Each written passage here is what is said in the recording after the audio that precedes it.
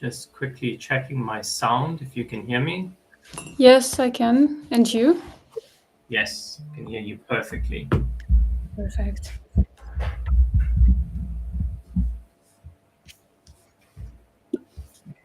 Just to do like this. Cool. I can see my snowman.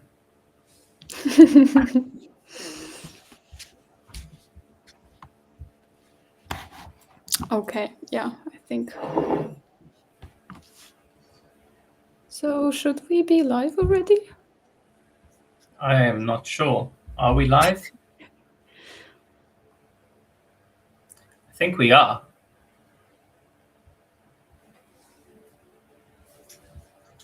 Okay, we need thumbs up from you, Alexei. Yes, we are. Okay, great. Hi, everyone. Oh, yeah, I see. So we have a chat. That's amazing. That works. Brilliant. Oh, yeah. So, hey, welcome everyone to another episode of Profiled. Today, we're talking about player behavior in a changing world, and we wanted to do it a little bit different that we did a couple of previous ones. So today, just Gali and I. And there will be no guests, no interview format, just kind of us talking about interesting topics and overall about the trends for 2026.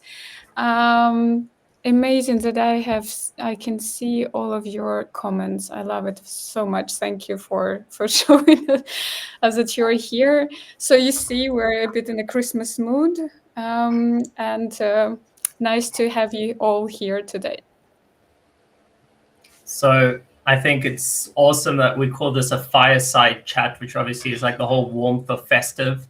You know, as Victoria and I wanted for today, it was to make this episode feel relaxed, open. We want to feel like you're sitting in the room with us today as we're unpacking predictions, forecasts. You know, it's always fun because they spark debate and it forces us to kind of question the way that we're thinking, think about what we have experienced from 2025. It's going to help us to kind of reflect as a group how fast the industry is moving.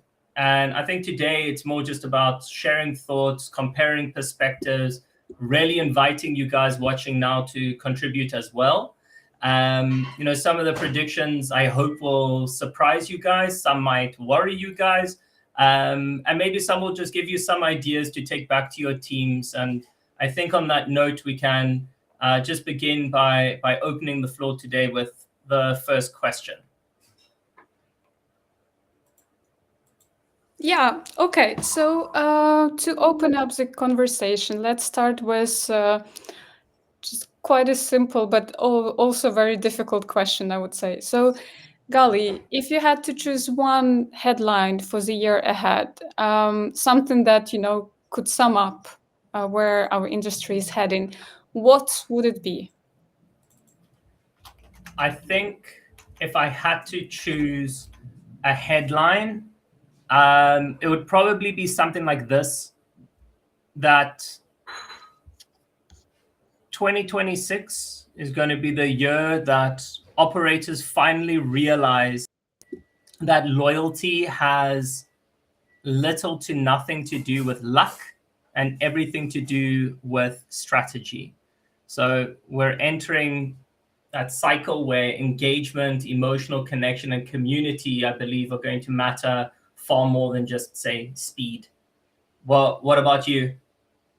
Yeah, I love that. I would think a bit similar, I would say. So I'm thinking that 2026 is the year operators, you know, finally, maybe this is a bit snobbish to say here, but like finally wake up to a hard truth so that the era of, you know, manual generic engagement is over.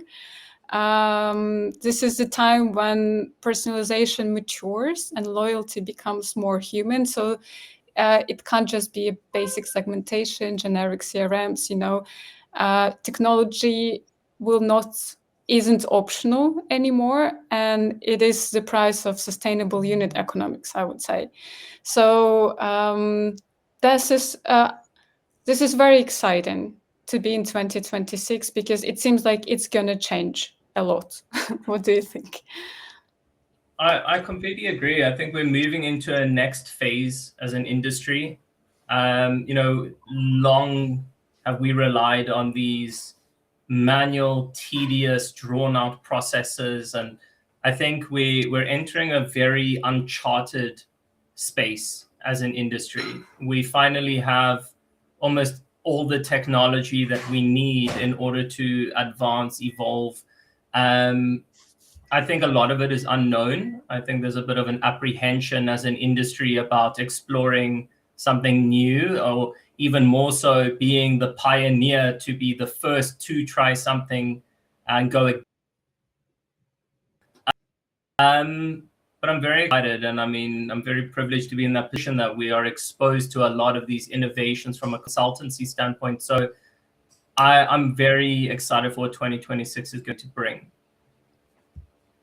I think that leads me to almost like the first theme that I wanted to unpack with you today, Victoria, which is more where the market is heading. And I think if we explore the competitive side for a moment, the industry itself has become incredibly saturated.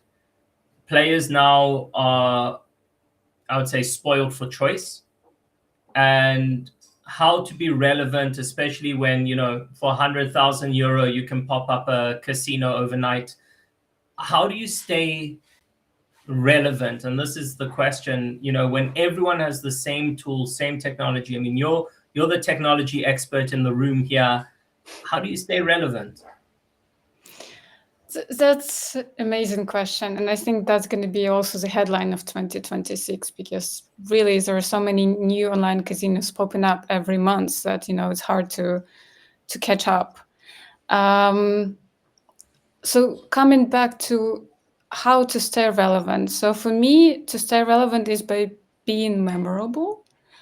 And it aligns with the broader trend that we're experiencing overall across different industries. And this is that people are starting to value experience more than any material goods. So experience becomes, the most important thing for people. So in a sense, to be memorable is to provide a good experience so that, you want to come back. And we are really in a position where, everyone has the same content, the same functionality of CRMs that they're using, same backend or platforms, white label solutions, same payment methods. I feel like gamifications are also becoming more or less the same. They're kind of were new a couple of years ago, but now becoming like just a normal thing. And with all of this, how can you differentiate and be memorable? So I was thinking that there are a couple of things. First is just providing relevant selection of content and recommendations. So it's really given all the choice of different games that, everybody can provide. Like being relevant specifically for that person is core for having a good experience, because people are really coming for the content to consume, in a sense. Another point I would say that it's so human part is becoming more important, so like caring and human centric VAP and overall customer service. This is also a point of differentiation, because you if you can build connections, that's definitely going to be much better. And another one, I would say that differentiated engagement flows. So in a sense, once you get to understand the player, you understand the player behavior, what is driving, why actually the person came to your online casino, what is the goal? Did he or she come to win or to just enjoy the game? How they're exploring the product. Do they explore, or do you need to help them explore? what is the usual frequency or timing of play, what is important. This all can help you build these differentiated engagement flows, which will, in a sense, create this very good experience once you feel that you're understood and you're getting what you wanted, why you came for. So I would say for me, these are three critical parts. And once you can also additionally, layer in brand differentiation, so that you can play with it. You can kind of be complex and interesting. And also once you also add intuitive UX UI, because I feel like this is, there is a room for improvement here as well. Then it all can build this kind of big picture where you feel that, you came and you actually had an experience, not just kind of, I don't know, came to purchase something or came to play a game. Yeah, but you kind of get this multifaceted experience. So I would say this is how I would be thinking about it. And just to add, the last point here is that in order to build this, relevant content, differentiated flows, and kind of very good customer service experience, you definitely do need technology to enhance it, because you can do it very well when you have 2,000-3,000 players on your online casino, where you can do it manually, and then you can be very specific and very nice. But once it's a bit more, it's really hard to do. So technology is kind of a big enabler here. So that's. I think that's where 2026 is going to be the game changer. I mean, we're going into next year with the ability to personalize at scale. We're going into 2026 with the ability to run thousands of personalized journeys simultaneously, where everyone is dynamic and everyone is able to be customized to that player preference. We have the ability to read sentiment without having to ask the question. So this is where technology is going to enable us. I think the operator priorities here, though, based on everything that you've just said, which is so on point, the operator priorities also need to reflect, and they also need to take a look within. If operators are going to be moving forward into 2026, there's a few questions that they should really be asking themselves. And it's not to say that these live in isolation, but operators need to evolve. We're seeing, and to touch on other ways of becoming memorable, how these new original games are becoming more and more extreme, more risky. A lot of them are trying to provoke or elicit a response. Some of them are intentionally trying to elicit some kind of, I would say, reactive response, not necessarily about the game, but more about the theme. You see it a lot in the crypto space, where more and more otherwise taboo games are being released. I mean, one slot provider, for example, who was the pioneer of this approach, would be No Limit.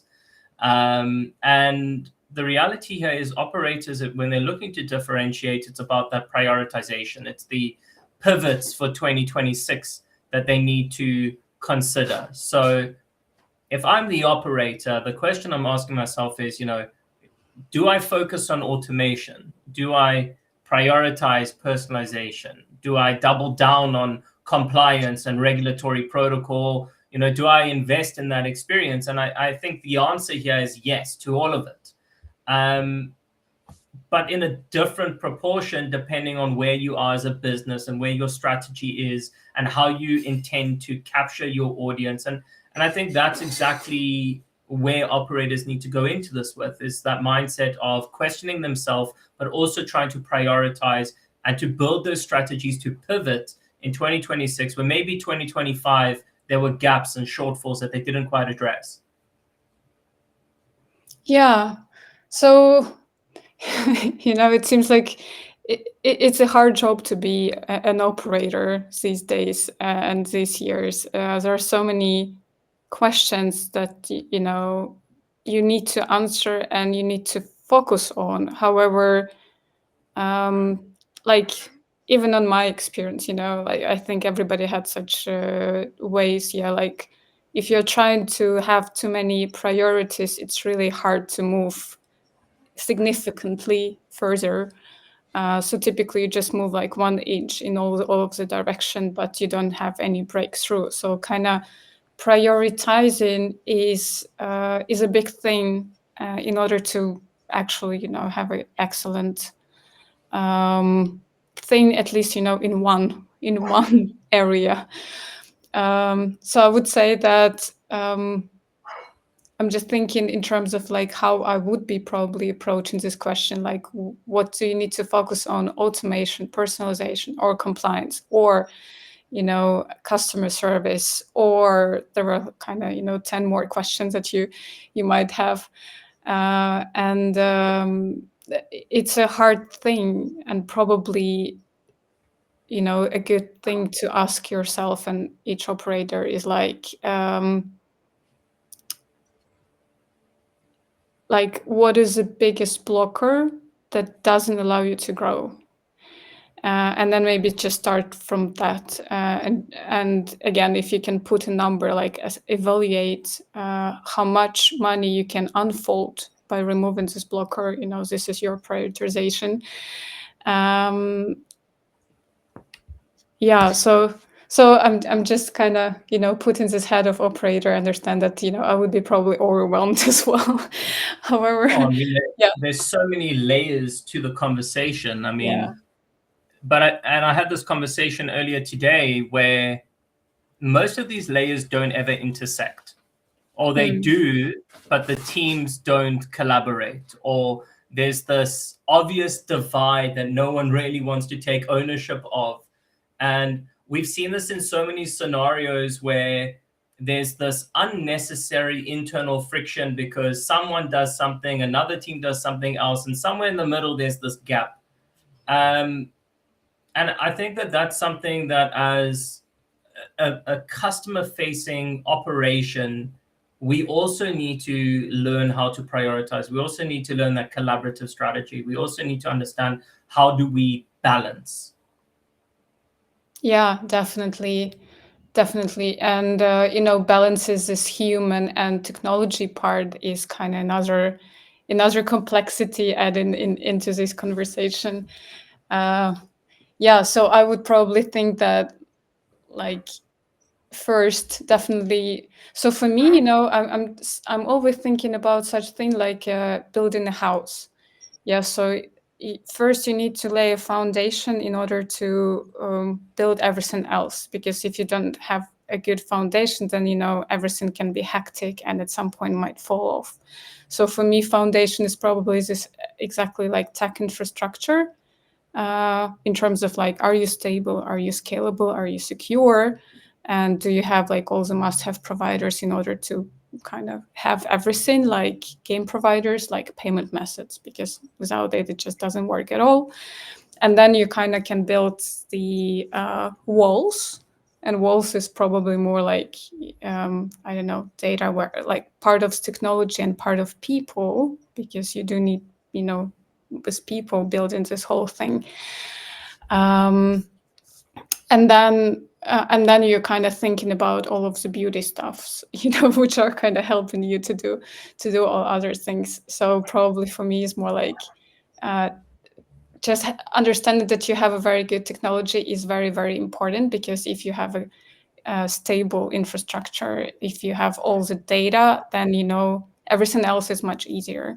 But if this is not solid, then everything else might just fall apart.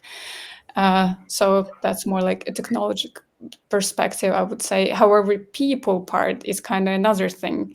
So kind of having a priority per quarter also could be helpful, because one quarter you can fix one thing, another quarter you can fix another thing, or you have two teams having different priorities and they're kind of moving in parallel and intersecting with each other as well. So that's probably something like I would be thinking that operators might definitely talk through while they are, or probably already have planned 2026, I assume. However, I had another question that I'm thinking going to be very pivotal for operators, and we definitely might not go very deep into that, but we'll see. I saw over the last, I would say over many years actually, that there was more focus towards acquisition of players rather than retention of players. And it seems like it is slightly changing. At least I could feel it a bit, though still there's much more focus on acquisition still at the moment. And and it's a good question whether is it a good still strategy? Does it still work? And if it doesn't, like, how can we actually balance both? Or do we actually need to have a bit more focus on retention than acquisition? So, like, what is a good ground here? And you're going to open Pandora's box with this Yeah. question, and I think in part it answers Den's question as well. I don't know if it's so much the biggest FOMO for top companies, but it definitely is one that people aren't talking about as openly as they should. So Den, I mean, I hope this answers you in part, but the reality is, as an industry, we've always fixated on acquisition. We've always been so driven by traffic, and FTDs, and get more FTDs. And we look at total number of unique actives and how many conversion metrics we're focusing on, and ARPU and whatever it is. But the reality is that when you look at it from a retention standpoint, or actually, if you look at it just from a logical standpoint, acquisitions become way more expensive. The player pools are growing gradually, as we see like the rise of the Gen Z gambler. But the reality of it is that retention, in my opinion, has not been prioritized as much as acquisition. We have been in this overly competitive race against each other to acquire as many users as possible, as quickly as possible. And it's led to a lot of like bad traffic and bad users, or poor converting, poor value users. If we're going to focus on this from like a numbers perspective, and I talk about this in one of my VIP masterclasses, that the cost of acquisition is significantly more than retention. And that is money that can be reinvested or put towards far greater efforts than just trying to plug the gap. Now, it's fine if you want to build up and make a leaky bucket look nice, but the reality is it's still a leaky bucket. So it doesn't matter how hard you try and fill it, it's always going to start draining. In VIP, as a good example, the conversion rate of an acquired user into a portfolio, assuming they've even hit the third deposit, is less than or up to 1%. And when you look at the average statistics of acquisition into retention, acquisition tends to be for a non-VIP 5 times as a minimum more expensive. And with a less than 1% conversion, VIP tends to be around 500 times more expensive to acquire a VIP than retain an existing VIP. And that's a crazy statistic to put into place, especially when you're thinking about it, that it's not a 1-to-1 ratio. You lose a €100,000 player tomorrow, you replace him with a €40,000 player, you still have a €60,000 deficit. And so the reality is you do need to balance, but it's the collaborative strategy that goes hand in hand with this. Affiliates can bring you the player, they can lead you to the front door, but if your product's not optimized, if your registration journey is sticky, if you have too much information that you overwhelm the player, if your deposits are slow, if the customer service is bad, if your gamification personalization is generic, you're never going to retain those players. It's going to be a very wasteful experience as an operator to go into this and be like, well, we brought in 1,000 FTDs. That's great. What I want to know 3 months from then is how many of those 1,000 still remain. Because I guarantee it's going to be something under, say, 20, maybe 30%. And I'm being generous with that as an estimate. The reality is that we go into this with a very, very, I would say, blurred tunnel vision. And if we're going to do it right, if we don't start prioritizing balance and we don't start optimizing things like player onboarding, detection, growth, and personalization, then it's never going to change. We're going to be stuck in the same cycle that we've been in up to this point. 2026, I believe, could be the turning point for us to evolve as an industry, to become more retention orientated and more acquisition supportive, in which case one feeds the other and they become more, I would say, beneficial both ways. And I would add here that, also from our numbers that we're seeing, that typically the cost of reactivated users, so in a sense you already lost but then reactivated, further is kind of small percent always, and still, even if you reactivate it, it's not the full our average revenue per user per month, yes, that you're actually receiving. You're receiving just a 10% fracture of it typically. So it's kind of another way that putting more attention into retaining rather than losing them and then trying to reactivate and it still doesn't work the same. I'm totally with you here, and I'm thinking, because we're also talking not only with operators but with affiliates as well, and affiliates they're also prioritizing different brands based on how their product is working. So in case there is a better conversion, they can actually give you a better price or, more traffic and stuff. So in a sense, even in order to get a good acquisition channels, retention is also important, because if your product doesn't convert, affiliates will just say, oh, sorry, I can get much better on another brand. And so in a sense, you're kind of pushed as an operator, even if maybe there are not such conversations yet, and it might not be where, you have a very, very good brand awareness. But if you don't have a big brand, then retention becomes like an essential tool, even in order to get to scale the acquisition as well. So yeah.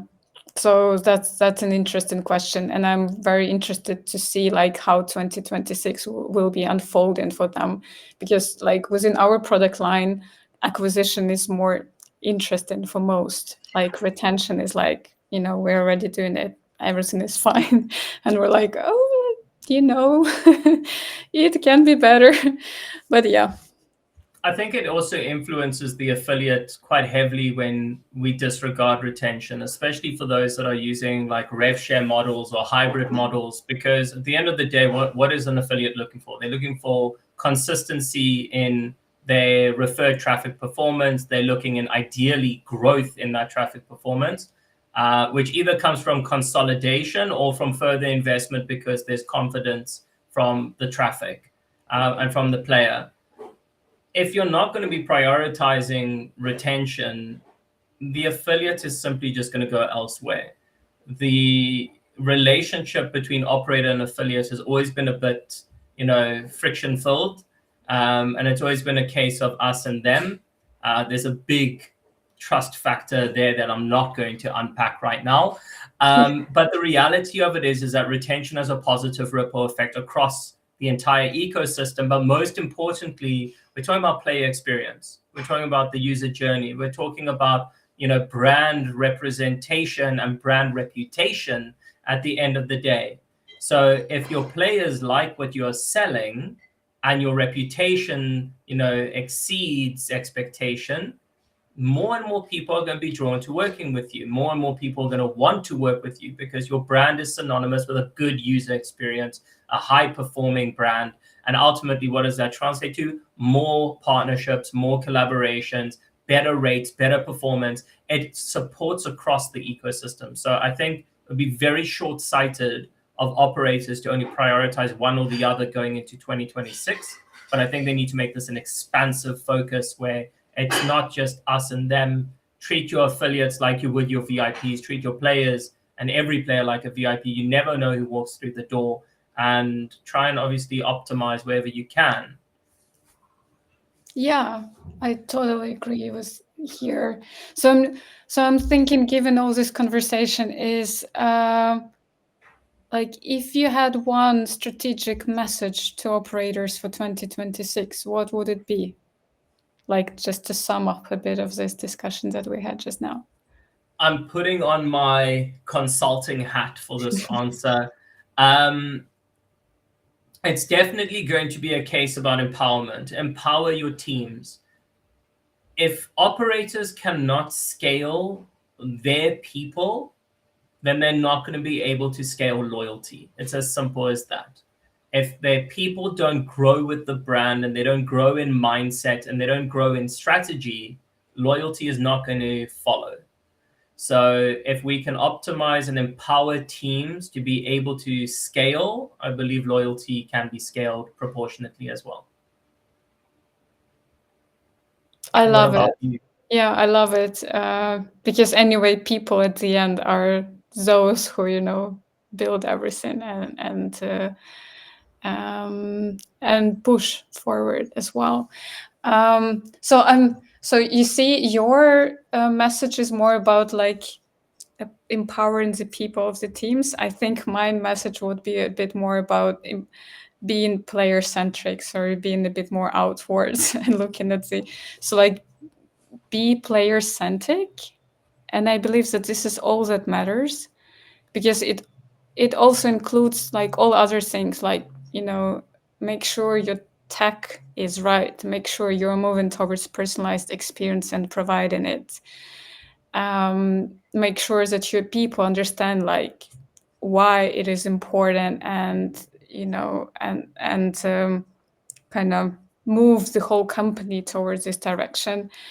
And maybe one more thing that I would definitely say is like get help when you need it, because I think within the iGaming we're all so used to just try to solve all our problems by ourselves. And there are so many services and consultancies which can really help you bridge this gap much faster, and probably by spending even less, because you don't need to this have try and error. So I would probably also put this one into here. I'll add a one-liner, and I can't take credit for it. It goes to Adi Hartuv from my team, who coined the line that we like to use within Warrior Lab, which is, you can always make back money, you can never make back time. And often what we find in the operator space is that, forget the money component. We waste so much time doing the wrong thing, hoping that it will somehow turn around. And the reality is, in most cases, it doesn't go as planned. And yes, we might lose some money in the process, but that's not the real concern. We'll make that back over time. The problem is now we've wasted this chunk on whatever it is that failed, and that could have been put towards something else. And as an industry, we are notorious for wasting time. And what happens, because we know like one day in this industry is already significant.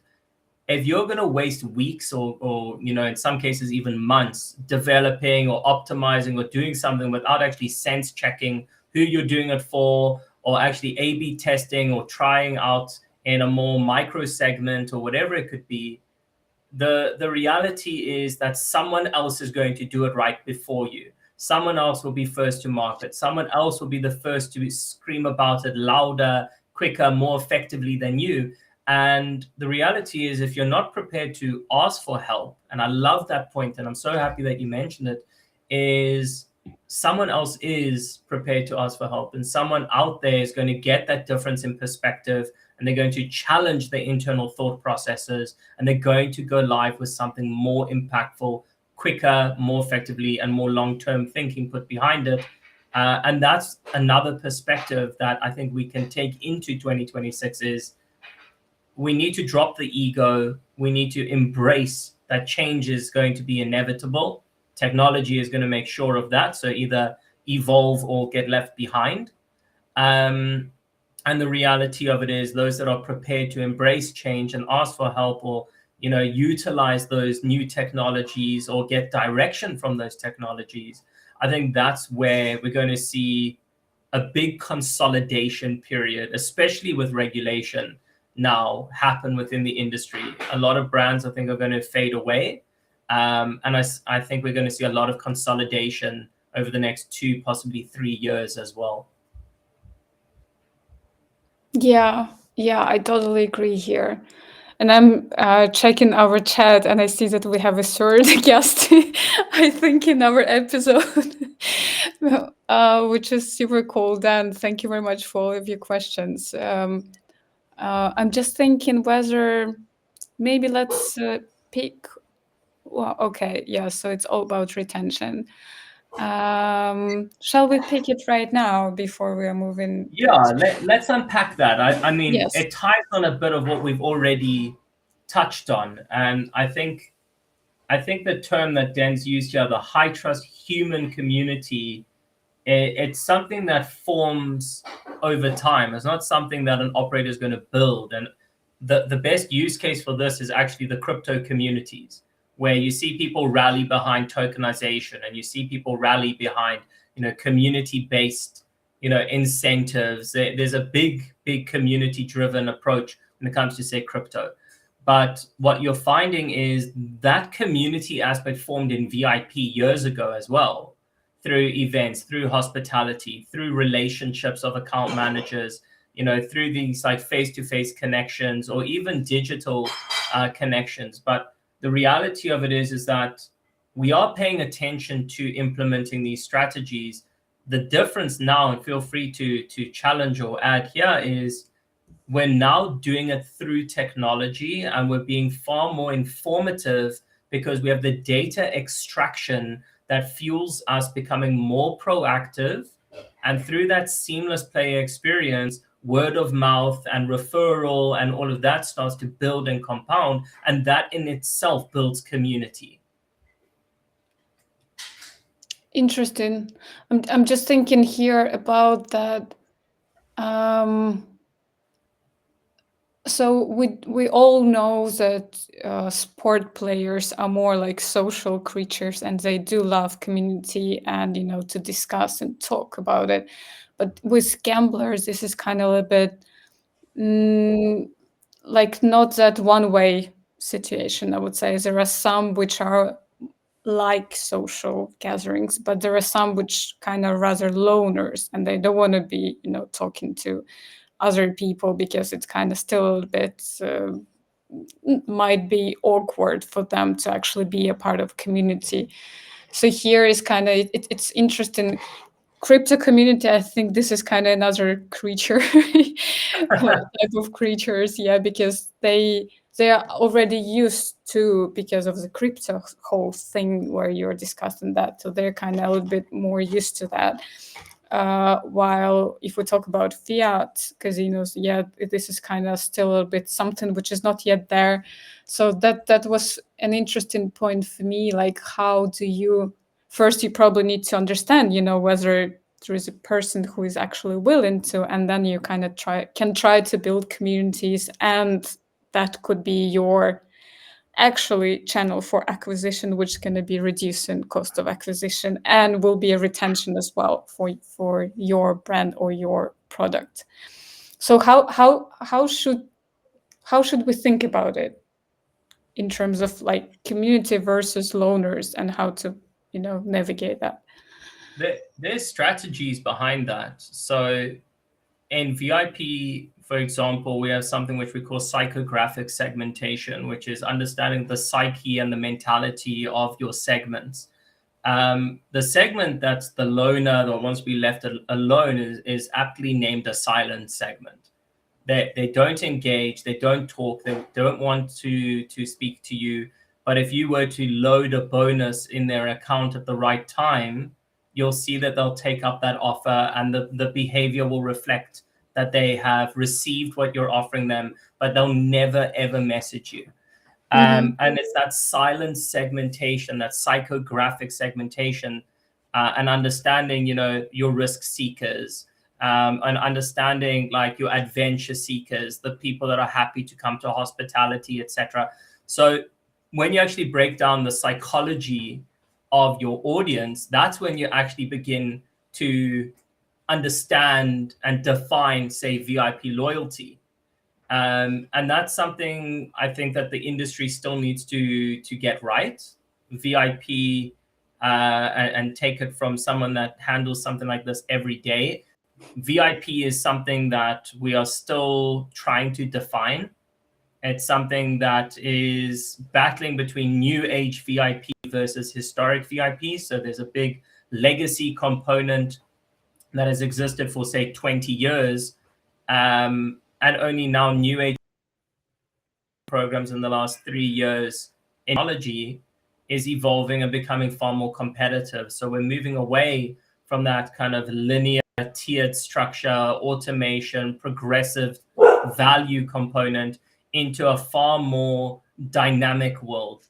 And it's that dynamic element that is enabling operators to be more targeted, more proactive, detect these behavioral attributes in as quick a time as 48 to 72 hours, leverage AI, use machine learning to read your audience. And it's this evolution that is changing how we also build community. It's also changing how we categorize and segment, and it's also changing the strategies and engage. That's where your point about relevancy was sought, because we can be more relevant, we can be more targeted, we can be more calculated, and you don't have to engage everyone all the time, because sometimes it's just about being able to read your audience and know when to message. And if they want to be left alone, just leave them alone, let them play. This is so on spot. I'm like, oh my God. Because I think this is so important to actually understand the player behavior and understand who actually want to be engaged, with all this a huge number of different bonuses that are typically pushed onto the players and stuff, but and who actually don't want this. They don't want to be disturbed by and kind of bumped by all the communication that is typically done. Just kind of give them the feel to be and to play, to enjoy the game, and just stay there. So I think that's definitely what is not yet cracked, but there are so much technologies which are helping to. And I even see that we are typically doing profilings, and profilings are kind of spotting the behavior patterns of different players.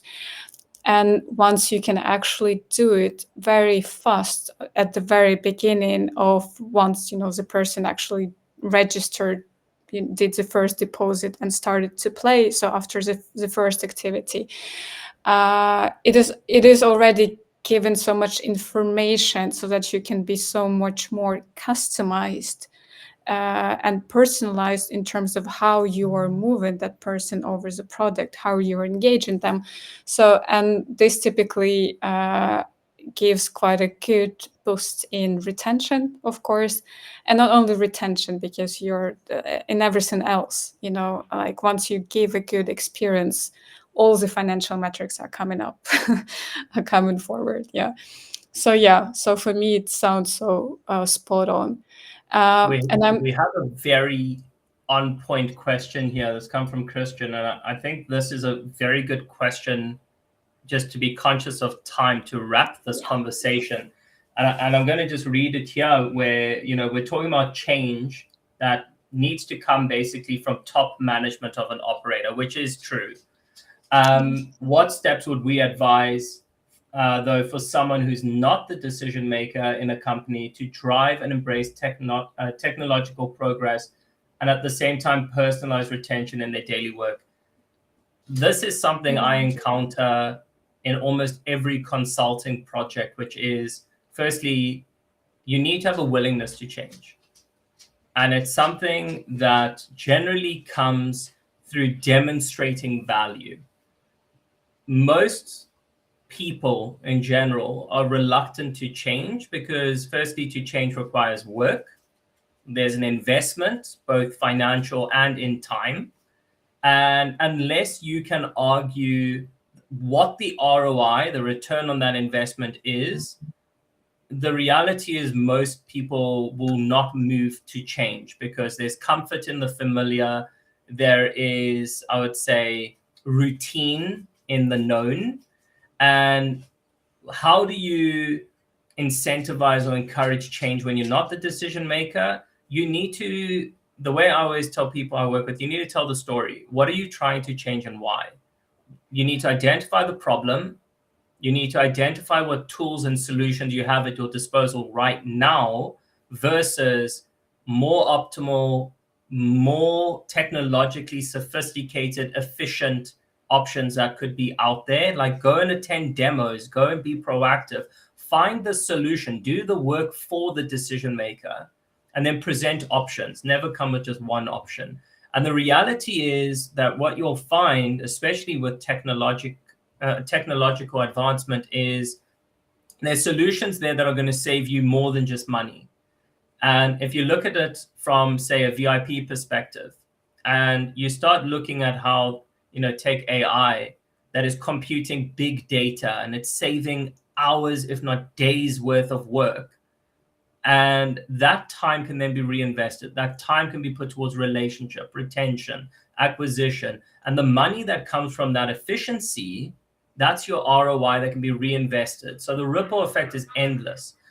You need to go and do the homework. You need to be able to argue a case about what is our current scenario versus where could we be if we had, and go and present it in a way that is relevant and applicable to your scenario. If you're currently, for example, like, don't go and present the most world-class technology if your entire database is managed in Excel, because it's going to be too extreme.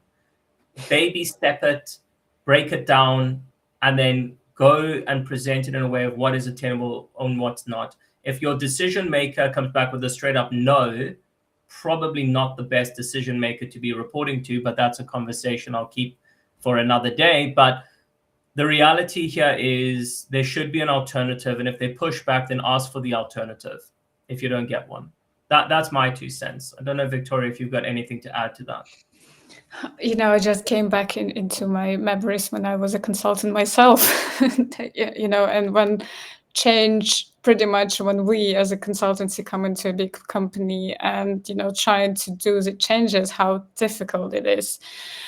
I think, so I'm here with you, Gali, and I would just add one thing, is that top management, they're always looking at the, helicopter view, at the big picture. So like, you can still bring your case within your function where you can see it's going to be relevant and helpful, but just link it to the bigger picture, bigger KPIs that the company is having, so that you understand that this is the case, it solves this problem, it saves that much money, or it actually adds you so much money. And it is linked to this bigger KPI, which your top manager is probably having. And then it's so that you're talking in their language, because I think the biggest problems that I have seen from like my previous experiences is that there is this communication gap, because C-level is typically always thinking about super high level, big picture, and the teams, they're kind of a bit more operational and kind of today's problem stuff. So, and this link is it's really hard to zoom in and to zoom out. This is a difficult thing to do.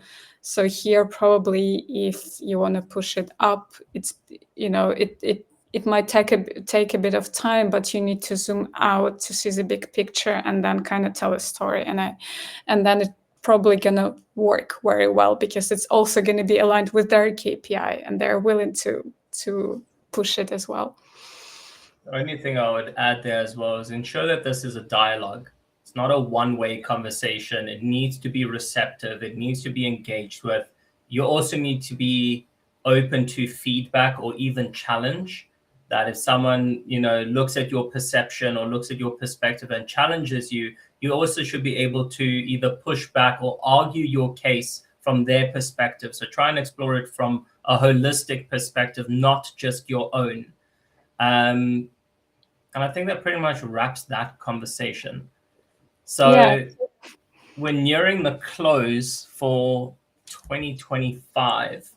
Any last words, Victoria? That's okay. I still thought that we're gonna have one more, but okay. Do you want to try squeeze one more in? Yes. Well, we Let's have do 10 it. minutes. Let's try Fine, to let's do it. go for it. I was just thinking that given the last question of Dan, like in terms of, and I will just read it out loud as well. So, isn't it time to shift the focus from preventing churn to building belonging? And could personalization be a tool for shaping that experience? It just kind of relates very well to one more topic that we kind of at least plan to discuss is the evolving definition of loyalty. I would say that traditional loyalty was measured by spend, and like if you deposit enough, bet enough, play enough, you're automatically considered loyal.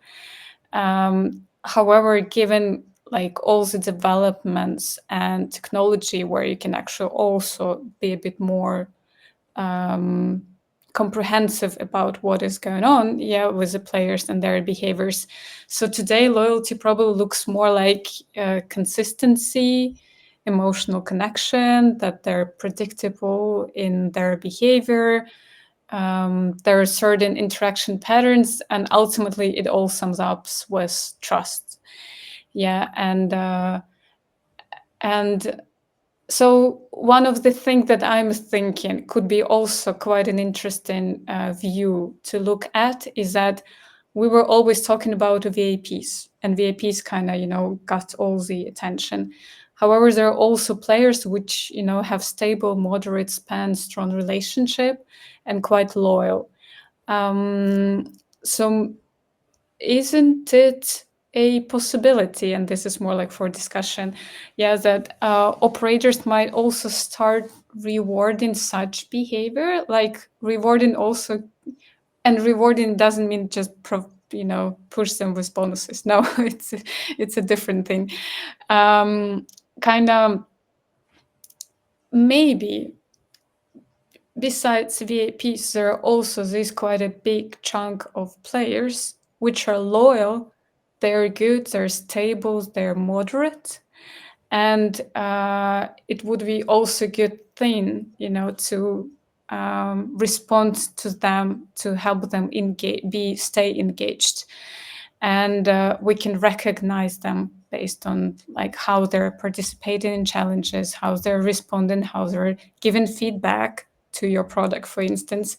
So there could also be a way how you recognize them in that way. I don't know. That's just kind of my other disruptive thoughts, which might be not super helpful for operators. I mean, we see it already in VIP. I don't know from a scale standpoint if operators have really rolled this out in mass, but that's all players want. They just want to be recognized. I'm no VIP at my local land-based casino, but I have my gaming card, and I finally, after all these years, became a silver member. And the only benefit that I really have is I accumulate more points if I gamble, but I now have free parking. And this free parking is like 50 cents euro. And it's not even the point. It's just like I'm more encouraged to go to the casino and watch a show knowing I don't need to pay for parking. And it's that small recognition that means like a lot. Like, it's such a tiny gesture, but it goes so far because why? You recognized me. Yes, okay, it took me 10 years to become a silver member because I don't really play a lot and I mainly come for the shows, but now I don't pay for parking. So maybe I will come more.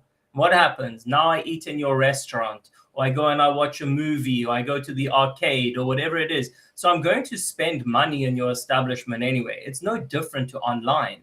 So, you can see this adaptive journey. There's a living ecosystem. The action is what's going to shape that pathway. It's going to move players into the ecosystem more naturally, where you give them that small taste of recognition, which is what everyone wants, rather than just plugging them into that step-by-step rigid ladder. Like, sorry, you didn't do this, therefore we're not going to do that. It's a case of, you know what? Thank you for being loyal, or even happy birthday. That's not something generic. Now you have to do something where you give them a gift or a voucher, where it's not just bonus centric or free spins, and you can make it far more personalized, and that goes very far. So it's more like personalized loyalty program in a sense, because again, loyalty program might be different for everyone. It doesn't need to be like the same for everyone, right? Exactly. You're customizing the journey, and that's something that I think people are really craving.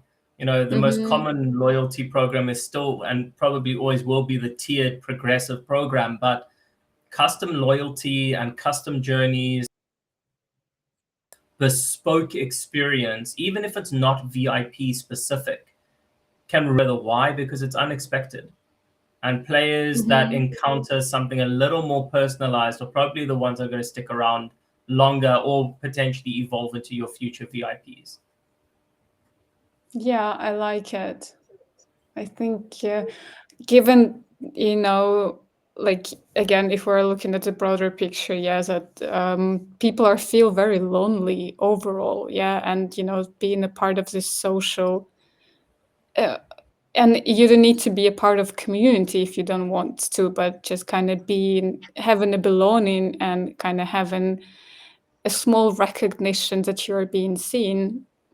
Yeah, that's what definitely makes the whole difference.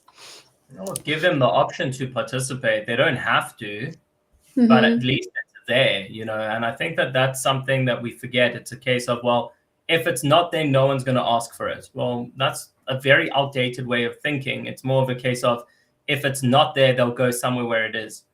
And I think that's what it's become. Definitely, I agree. Okay, so now is probably the time to wrap up, but maybe you have some okay, but maybe you have some more questions. In case you do, please drop in the chat. And meanwhile, yeah, so I think what we wanted to do, Gali, at the end. I think just in terms of wrapping up where we are, I mean, this was obviously a different type of episode, and it's not something we've done before, where we just have a casual chat and we share what's on our mind and we're in the festive spirit, and but I think really going into 2026, especially from a profile standpoint, we touched on community, and that's exactly, I think, what you and I are building here. Is we're trying to encourage conversation. We're trying to build a community of people to come together, ask questions, have that ability to share knowledge, but at the same time to walk away with knowledge. So I think really from today, I hope a lot of people go into the new year or into their holidays with thoughts rolling, and they come back stronger and better and ready to hit the ground running next year. We're always open to that feedback. So whoever's still watching, feel free to DM your ideas, questions. If you ever want to bounce things off Victoria and I mean, we're an open book. We're always happy to have that conversation. And who knows, maybe you'll land up on a future episode and we'll be questioning you. So yeah, I think, that's my 2 cents, really to wrap up from my end. Anything from your side?